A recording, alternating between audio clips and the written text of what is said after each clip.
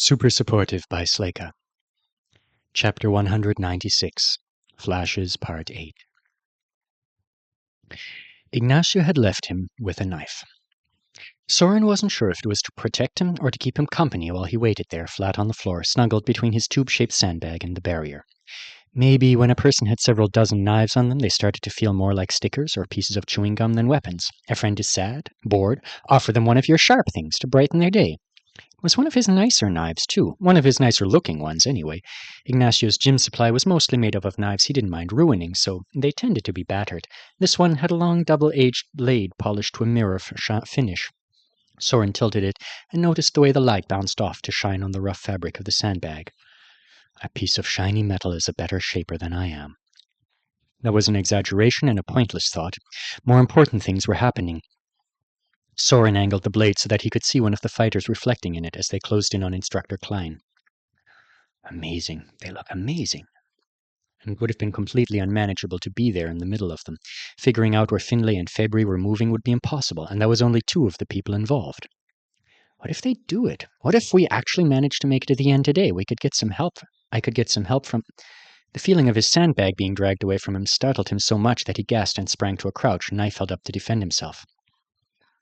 You can come with me now, Winston Heelfeather said, looking down on him through mirrored lenses. I'll take you across with my team. He was hefting Soren's sandbag onto his own shoulders.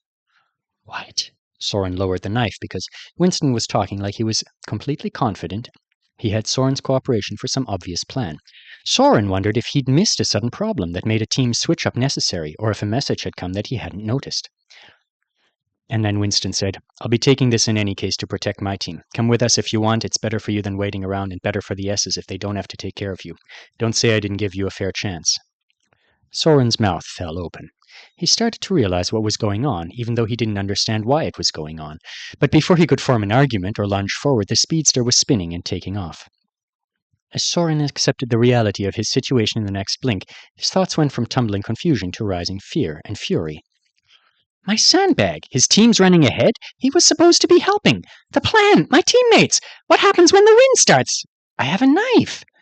He was running after Winston Heelfeather. He was throwing the knife like it was a ball because he had no idea how to throw a knife. It sailed past Winston's left ear. Soren was losing ground.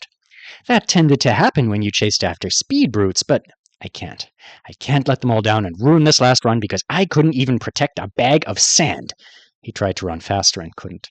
He looked around for something else to throw, and there was nothing. The knife was shining on the floor, too far away for Soren to pick it up, but so bright that it looked like he ought to be able to. In another way. Fine, he thought, pointing at it. Fine. He jabbed his other index finger at the glinting piece of debris in a distant pile. He started to glow. I don't care how useless it is or how stupid I look doing it. I don't care if all I manage to do is make him sparkle. By the time the wind hits, I'm going to use every last piece of magic the system gave me. If he sparkles bright enough, maybe it'll distract him so I can kick him in his stupid face. If you happen to see Soren trying to shape, give him a little time to finish the job, Torsten advised the volunteers in the classroom. He's having difficulty grasping his powers, and since his results have been so lackluster, he rarely musters the confidence to use anything but his fists in actual combat. I've spoken with him about it, told him that even if he only warms up the enemy's feet, he still ought to try to get them warmer than he did the last time. I hope that was the right thing. He's agreed to work on it, but I expect him to be especially reluctant today because of the team component. The pressure of our last team challenge was a little too much for him, and he worries about bothering the other students. He looked like he wanted to say more, but he only glanced once again at Soren's wanted poster, sighed, and moved on to the last one on the list. And finally, this is our first rabbit student in the talent development program, Alden Thorne.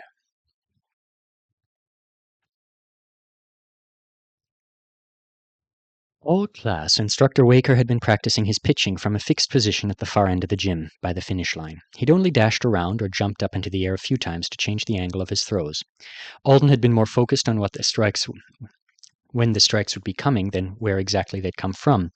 But he thought Big Snake usually changed up his style when the people he wanted to hit were glued to another team. One strategy for dealing with the shock traps was to follow in the footsteps of others, and hope they ran into them all for you, and Big Snake obviously didn't consider it fair sportsmanship to hit his targets by sending one of his projectiles through a team, enjoying a reprieve from one of his attacks. So he moved when he needed to. He was moving now, preparing to bounce into the air on legs that could kick down trees when the man was in the mood for some casual wood carving. Why isn't he classified as a hyperbole already? The question flashed through Alden's mind as one of his feet hit his own personal ground patch and launched him forward and upward. Before he could think through whether he should protect the teammates he guessed the giant dog crate might be aimed at, his body had already committed him to trying it. Hallyu, Lexi, and Cone were all possibilities since they were either moving forward or attacking. Cone was the most vulnerable one, so Alden was headed toward him, and toward the battle. His stomach clenched as something that was probably one of Tuyet's darts whizzed past his neck. Marcia was swinging. Astrid was stiff as a board on the floor. Torsten Klein seemed to be everywhere. Alden landed hard. He didn't hurt himself, and his balance was good. But he didn't have time to be pleased that his practice with Bobby and his word chain were paying off. He really wasn't that far from where he'd just been crouching with Everly, but he'd jumped into a riot of flying bodies, spells, and weapons that was worse than he'd expected. The plan for corpse duty had been to run in and rescue the first person to fall near the perimeter of the fight. But now that he was here, he realized there was no perimeter to speak of.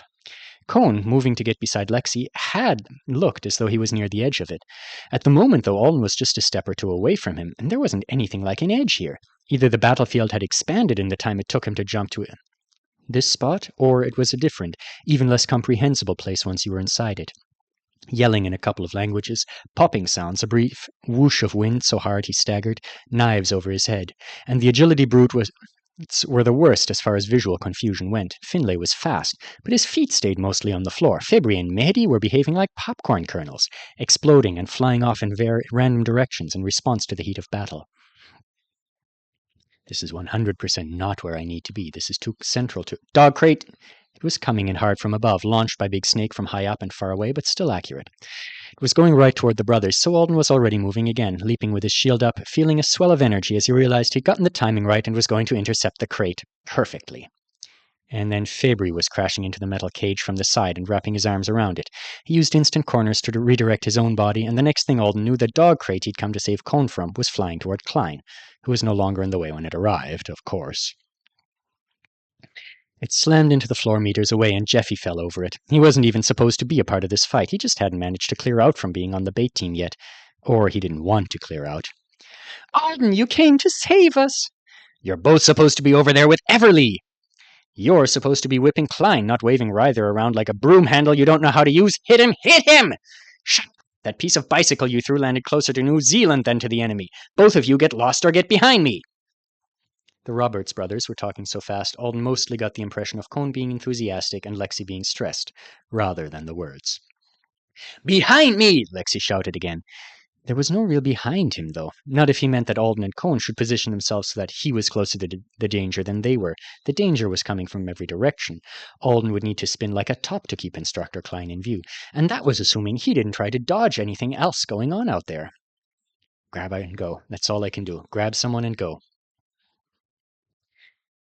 His eyes skimmed for problems. Heloisa was crawling aggressively, too far away. Astrid was just lying there like a statue, clearly stiff-suited. Finlay was shouting and falling as he took one of Marcia's slashes to the lower body. It was impossible to tell whose fault it was. She might have been aiming without considering him, or he might have just zipped right into the path of it. The speed brute's body slid and rolled across the floor toward Alden and the brothers like he'd been thrown from a car on the freeway. That looks horrible. Come on, we grab Finlay and go, he said. Then he ran for the speedster. He was breathing hard. He didn't know which way to point his shield. There were actually a lot of factors in getting right, and multiple types of threat were coming his way, and he couldn't sort it all. The overwhelming pace of the violence was making this different from a typical moment in class. He felt like he needed to zero in on something, and apparently it was going to be the person he'd just seen take a serious injury. His thoughts were jumbled, but the jumble was pointing in that direction. Grab Finlay, maybe hurl him toward the starting line. He might even make it back in time to help once his suit gets written. He didn't even know who he was ducking under, some airborne figure that would have taken his head off if he hadn't. Things were impacting his shield. Wind, a bicycle bell, a metal shard. That's fine. Debris is fine. I'm not too tired to protect the shield from that. I'll carry him, Cone yelled, lunging ahead of Alden to grab the Scottish boy. Go for the start! Okay, Cone's with me. Finlay's in his arms. Gotta keep Cone from taking a bad hit. If Cone got safely away with Finlay, that was two saved. If Cone got away, that was one more teammate outside the mess to make sure they didn't get completely wiped. Where's the way out? Only seconds had passed since he'd landed in the midst of this melee, and even though he couldn't possibly see what was happening with everyone, he had a sense that something about the fight was going badly for his side of it. It was everything altogether looking not quite right from the moment to moment. He spotted a girl with silver hair, closer than he'd expected her to be, turning to run back to Haoyu and the starting line as a fragment of washing machine grazed past her. Everly? Why? She was supposed to be out of the way. The fight had sprawled outward to reach her. That's what's bad. Space isn't something we wanted Klein to have, but he's managed to make it for himself by spreading us out. It was only a brief realization as he tried to cover Cohn's retreat, nothing he could act on. Gale Course had to be close to finishing her lap, and the good guys had to be close to losing this bold play. Alden was approaching another realization, that dropping his shield to save his skill for their final attempt at the finish was probably the right decision, since he'd just seen Haoyu in a position of relative safety, and Everly was still on her feet. Before he could make that call, though, he stopped dead at the sight of the dog crate again. It was barely dented, even though it had come from the trash pile and been tossed by two S-ranks in rapid succession. And it was now in one of Torsten Klein's hands. He'd just landed on the floor a few meters away. His eyes were pointed in Alden's direction. Cohn had stopped beside Alden. Finlay's breath was on the back of his hand. Whatever decision he'd been about to make about the shield vanished from his thoughts. The sight of Klein standing before him dug into him and triggered actual fear in a way that MPE danger almost never did. The instructor tended to wear a slight smile when they were going after him hard during their Catch Klein sessions. He wasn't smiling at the moment. One of his legs was stiff, one of his hands didn't work, he was bent slightly in a way that suggested an injury Alden couldn't identify, and none of it made him look weaker. Mehdi and Febri came in from the other side of him. In an attack that had to have been coordinated by at least one of them, Shrike's knife and its followers were crossing just over their heads. Alden's stomach clenched as the crate swung and knocked Febri out of the air. Mehdi was on the instructor for the briefest of instants, and then he was being slammed to the floor at the man's feet. Klein's eyes hadn't turned to see either of them. They were fixed on Alden like cold steel. Alden had exercised his imagination a lot today. He'd spent this afternoon at North of North, and this evening here in class, asking himself what he would do if certain attacks had come from above. What if the enemy had the power to damage the car? What would he do if it aimed itself at Kibby? Right now? Torsten Klein looked just a little bit like a demon.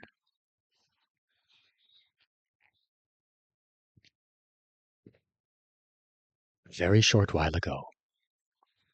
Winston felt sick. He had thought that no class could ever be worse than the one where he'd been tricked into decapitating himself by his Machiavellian roommate and a disturbingly ambitious rabbit. But this one was a new low. His teammates were... No, never mind. He had chosen to protect them, so he would. Their vocal brute couldn't aim his voice if he was nervous, and he said Winston made him nervous. Olive had too many opinions for someone who got blown away if you weren't holding on to her, and she was ineffective if you did hold her, because then it was obvious to the enemy which of her fakes were fake. Rebecca could have been really helpful, since she could cover a lot of ground quickly, but she was so ticked off that Astrid had refused to team up with her that she kept glancing over there, even though Winston had told her he would watch Max's team for tricks, and she should watch Haoyu's parents. And Sanjay just kept saying, "Relax, dude, relax," in an odd way that Winston was afraid was supposed to be an American accent. Winston couldn't tell if the guy was trying to bond, or if he was making fun of him. If he had to take an A-rank shaper for this run, he wished he could have gotten Jerry instead. But these people were his team. He was devoted to them like a leader, one who was not a jerk should be. It had to be 100% obvious to everyone in the room that Winston's team was the weakest and that he was trying to do something nice here, only nobody would give them any help. There were 3 teams with S ranks. Since you couldn't count Cohn, those teams didn't need the elemental weights, and yet they'd all taken more than one of the big ones. They'd been throwing them around, casually keeping them under their arms like pocketbooks, floating on top of them, and chopping them up. If Olive had a sandbag, then Winston wouldn't have to hold her. If Rebecca had a sandbag, she could control her jumps in high winds. If Sanjay had a life matter bag, maybe he could entertain himself by talking to it so that his leader could think about a strategy that would get this bunch of misfits safely to the end. Winston had wanted a victory so badly today. Real victory, like Feather's favorite NYC talked about in the encouraging comment he'd kept pulled up on his interface all class. Don't let the haters get you down. Let your victory be your answer. But he'd admitted after the first hour that he would settle for reaching the finish line even if it was behind the other teams. Even if a first-place run with smiling teammates patting him on the back would have been more of a moment at this point, crossing at all was going to be momentous enough. They finally had weight they could use to move forward in the wind without just hanging onto each other. The weights were literal garbage Winston had collected for them all, but they had them. He was circling the team as fast as he could, trying to keep his eyes on every enemy at once and on Max, who couldn't be trusted. He would absolutely throw a trap in front of Winston's team as soon as Winston let his guard down. So Winston was circling. He was tired. He was feeling bad about their chances, and very worried about the way some people had become prejudiced against him after the drama that had been stirred up by the Arf Dog incident, Everly and Finlay insinuating stuff, and Alden suddenly producing a commendation that nobody had heard about before now. The annoyance in some of their voices when I pointed out that as a speedster I could have gotten the weights before them if I hadn't taken time to help those in need. They definitely weren't treating me that way last week. His first stroke of luck all class happened then, and he shouted for a halt, by saying halt, which was more professional than using stop and go, obviously. Finlay had just gone down hard as he approached the finish. He'd fallen on top of Astrid. A red line had appeared. Are they dead? They look dead. I think I know what that spell was, said Olive. Winston, go close so we can talk. I think I know what it was. I have to keep my eye on the enemy, said Winston. Who knows when they're going to come our way? I'm pretty sure Big Snake throws at us in two, Sanjay started. Send me texts about the spell, Winston said. I'll stand guard. So he got a good look at Alden's broken team as they made their way back to the start and Max's. It lifted his spirits, and they were lifted even more when Olive finally texted him. Shock box, an old-school adjuster trap. Max, the trap adjuster, had missed a trap. It was definitely from the ones they'd been running into all period. Olive was saying the caster could establish various conditions for it. Finlay was out in front of his team by a few steps because he always has to be first, probably in a trap that won't hurt you if your whole team is close together. After the intense post-obstacle course lecture his old team had gotten, thanks to mostly to Marcia, he thought the faculty might want to make a point about togetherness and loyalty. And if that wasn't the right assumption... No single shockbox could cover the whole width of the team, according to Olive, so there might be 8 of them, 1 for each team. What if once you trip one it doesn't reappear? Does that mean whoever runs through that section that Finlay just activated is safe? That exciting prospect was interrupted by the arrival of a long text from Alden Thorne. After reading it, Winston wanted to roll his eyes so hard they'd disappear into the back of his own skull forever. Now they want our help, he said. Now they want everyone to be friends when they wouldn't even give us a weight? I mean, I didn't expect them to give us anything, said Rebecca, but it has been kind of... You're carrying a radiator, said Winston. Think how much better you'd be doing if you had something with handles all this time. Our lack of progress is not our fault. We might be way out ahead. We might be finished if things had gone differently. You are doing an apex job for someone with a radiator, said Sanjay. And I've got this ladder and this hose and... Winston tuned him out and answered the text. He even offered to put the fight on his channel. It would be good for him to be seen with an elite group, and he thought they should all be grateful to him for the exposure. Not a single person replied with a thank you. The last-second decision to take his own team over the line rather than joining the attack on their instructor had good reasons behind it. Winston could feel them all coming together in his head right before he changed his mind. It was little things like the lack of thanks, Finlay shooting him a look from a distance, the realization that all the S's joining in would make the sacrifice of the A's seem useless, and the fact that it was a plan Alden and Max would be taking credit for once it was over. And it was also bigger things, like Winston showing loyalty to his own team and making sure they were treated fairly by their leader, since the rest of the class wasn't looking out for them.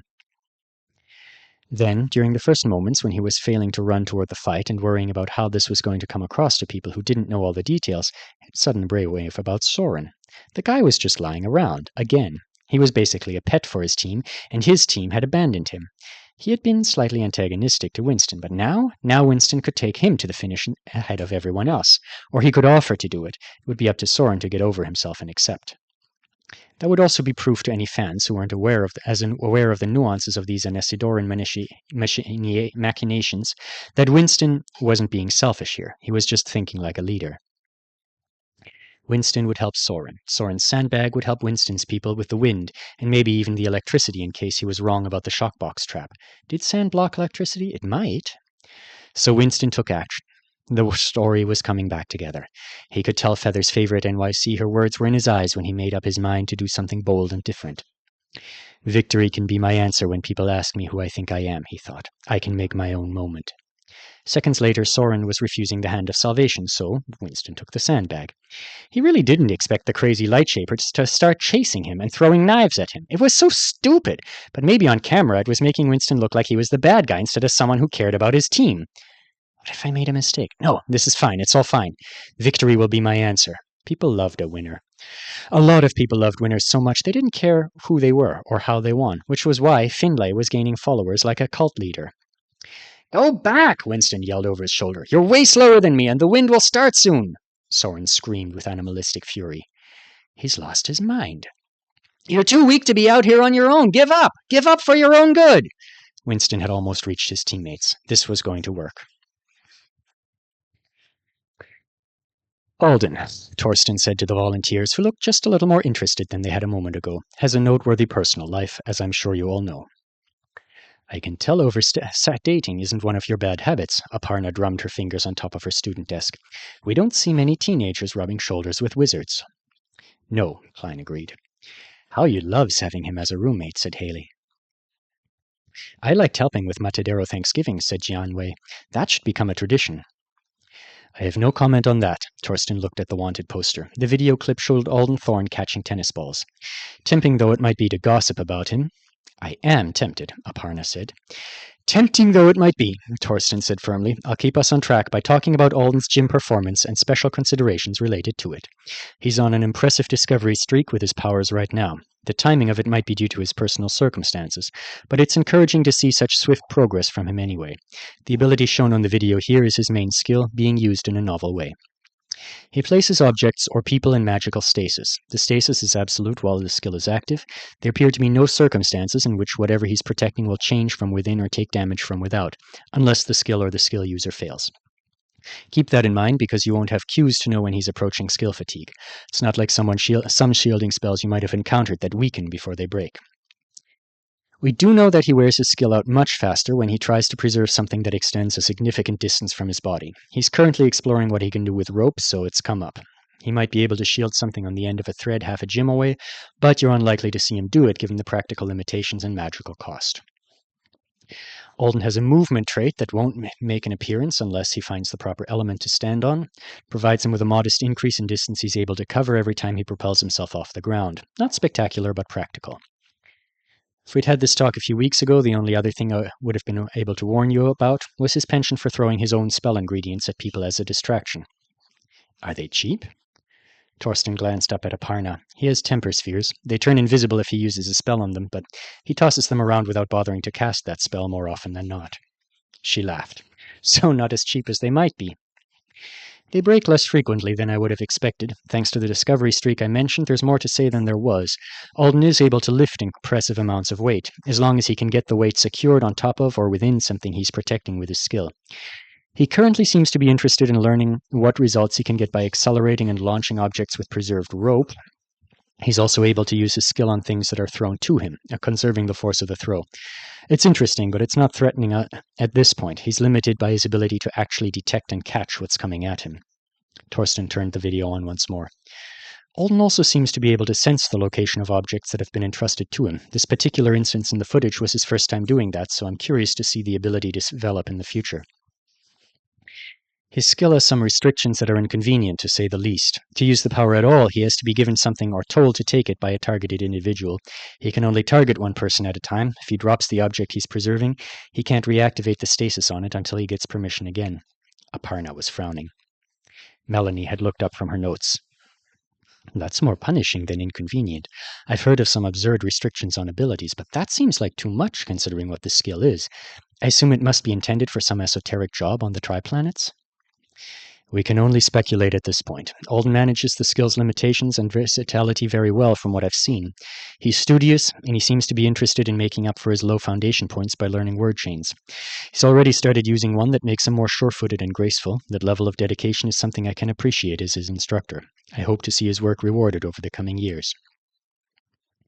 Given the many unknowns in his case, I have concerns about that, but for now, I look forward to seeing how he handles himself in class.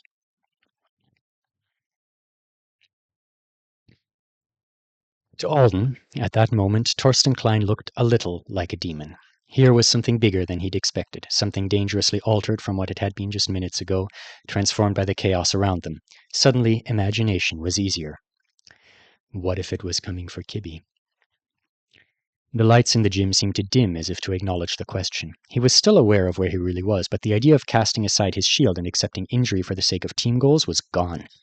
Klein plunged towards him, the cage held in front of him like a strange battering ram. My shield is going to break.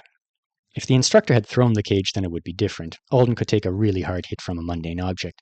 But Klein himself, bullying through, changed the outcome. A dog crate was just a dog crate. Torsten Klein was an avowed.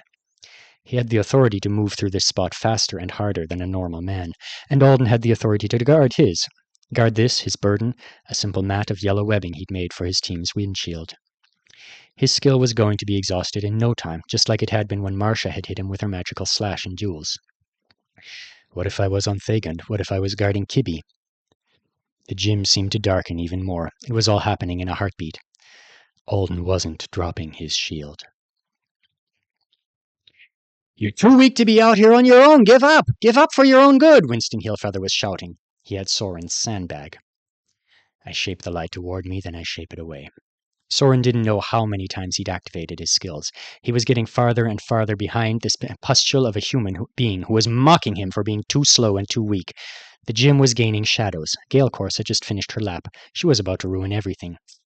I shape it toward me. Who cared if light made sense? He was its shaper. It was supposed to be his. He pulled his arms in close to his chest, his hands curled in front of his heart in a gesture that felt natural because the system had given it to him when it affixed him. I shape it away. You nasty little fucker! Screamed Soren. Are you faster than light?